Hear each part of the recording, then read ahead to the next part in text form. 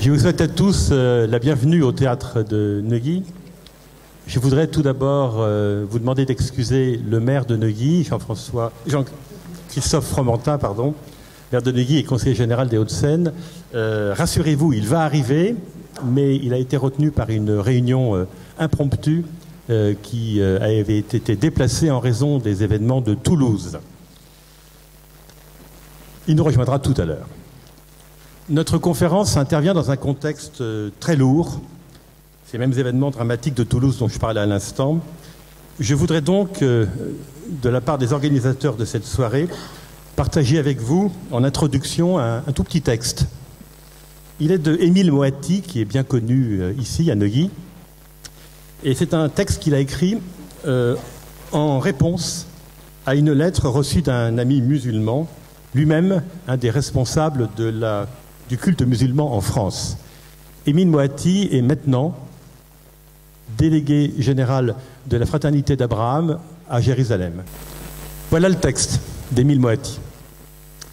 Devant l'horreur de cet événement, nous mesurons, hélas, le chemin qui reste à parcourir pour créer un sentiment généralisé et partagé de solidarité fraternelle entre les membres des communautés juives, chrétiennes et musulmanes, toutes filles d'Abraham. Nous devons ensemble, avec les hommes et les femmes de bonne volonté qui se veulent citoyens responsables, lutter pour développer ce sentiment conforme aux valeurs communes que partagent nos traditions religieuses et civiles. Voilà donc ce qu'écrit Émile Moatti. Pour vous proposer cette conférence débat, 7 associations, principalement actives dans les Hauts-de-Seine, se sont réunies au sein du comité de défense des minorités religieuses, le CDMR. Il s'agit de Bible à Saint-Cloud, de l'Amitié judéo-chrétienne de Boulogne, de l'Amitié judéo-chrétienne de la banlieue sud de Paris, l'association Nébrite Île-de-France. Le Nébrite est une des plus anciennes ONG juives. L'association Cieux, qui a comme caractéristique d'associer chrétiens et musulmans, la Fraternité d'Abraham et enfin Bible à Neuilly. L'objectif du CDMR est de faire reconnaître les droits fondamentaux des chrétiens d'Orient. La réunion de ce soir à Neuilly est une première étape. Le CDMR va organiser dans d'autres villes de France des conférences du même type pour continuer à mobiliser l'opinion publique et les élus. Nous espérons que ces réunions seront l'occasion de mesurer aussi les progrès réalisés pour parvenir à une véritable égalité des droits entre citoyens, quelle que soit leur religion.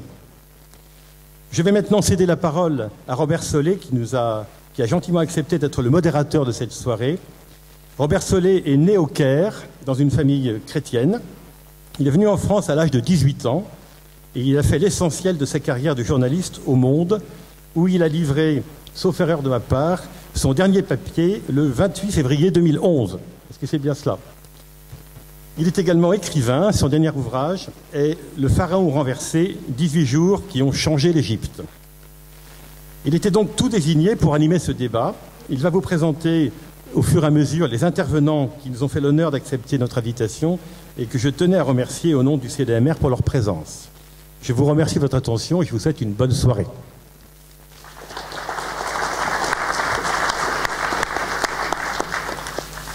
Merci beaucoup, bonsoir à toutes et à tous.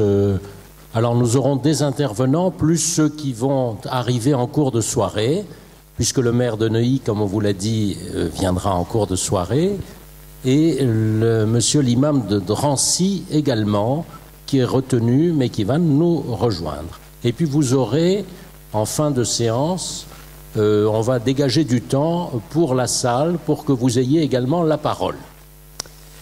Alors, je vous présenterai les intervenants l'un après l'autre, avant leurs interventions. Ce que je voudrais en 2-3 mots simplement, c'est situer un peu le sujet. Le sujet, nous allons parler des chrétiens du Moyen-Orient. Des chrétiens d'Orient qui, comme vous le savez, ne sont pas un produit d'importation, un produit de la colonisation. Ils existent depuis toujours, depuis les débuts du christianisme. ils sont chez eux. Ils sont chez eux et on les évalue à 11 millions, mais ces chiffres ne sont pas sûrs. Ne sont pas sûrs d'abord parce que dans certains pays, on ne veut pas compter, on ne veut pas les compter. Et puis parce qu'il y a eu, comme vous le savez, depuis quelques années, et ça s'accentue malheureusement, un exode, un départ de nombreuses familles qui quittent la région. Alors, 11 millions, c'est à la fois très peu, c'est beaucoup, mais ces chrétiens, comme les juifs à une autre époque, les juifs qui ont quitté, comme vous le savez, qui ont dû quitter quasiment tous les pays arabes, ces chrétiens jouent un rôle bien supérieur à leur petite taille. Ils ont joué dans l'histoire de ces pays et jouent encore un rôle important dans les domaines économiques, culturels, social, un rôle très important. Alors l'exil est pour eux un drame, surtout pour les plus pauvres qui ne savent pas où aller et comment vivre. J'ai noté ce que disait un évêque chaldéen d'Irak, Monseigneur Wardouni ou Wardani. L'émigration détruit notre culture, notre histoire, notre foi, nos églises et nos fidèles.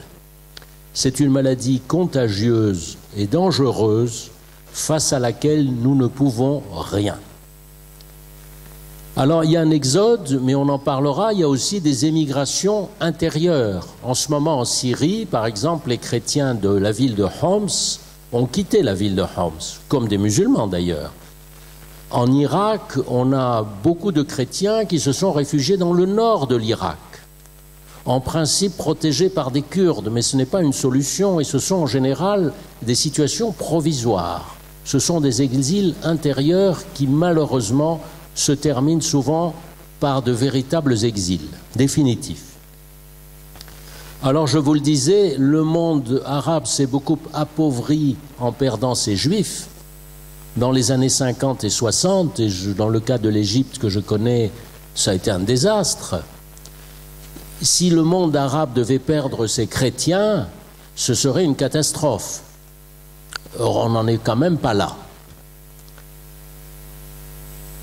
Et là, cette fois-ci, ce n'est plus le conflit israélo-arabe qui est au cœur du drame, comme ça a été pour les Juifs, même si ce conflit est une des causes de la situation actuelle. Il ne faut pas se faire d'illusions. À partir du moment où les Arabes ont perdu la guerre de 1967, où le rêve du panarabisme avec Nasser s'est évanoui, ils se sont tournés vers autre chose. Ils se sont tournés vers la nation musulmane. Et là, tous les ennuis ont commencé pour les chrétiens, qui se sentaient évidemment beaucoup plus à l'aise dans un monde arabe et non pas dans un monde musulman.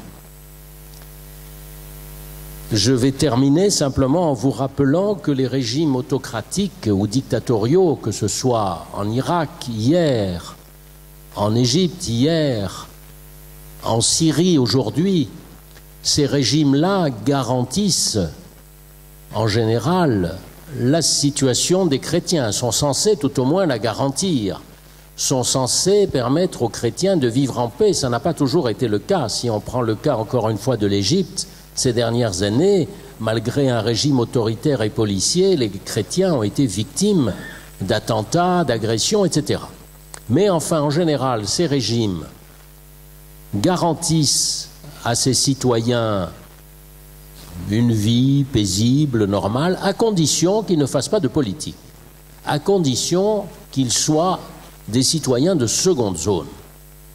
Et c'est là tout le problème, et je vais m'arrêter là, parce que, et on posera la question à l'imam de Drancy quand il viendra, on dit souvent l'islam est une religion tolérante, et il faut prendre ceux qui disent ça au mot, mais la question, ce n'est pas les chrétiens du Moyen-Orient ne veulent pas être tolérés, ils veulent être des citoyens à part entière.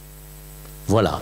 J'ai terminé pour le moment. Je vais vous présenter le premier intervenant que d'ailleurs beaucoup d'entre vous connaissent, Alexandre Delval,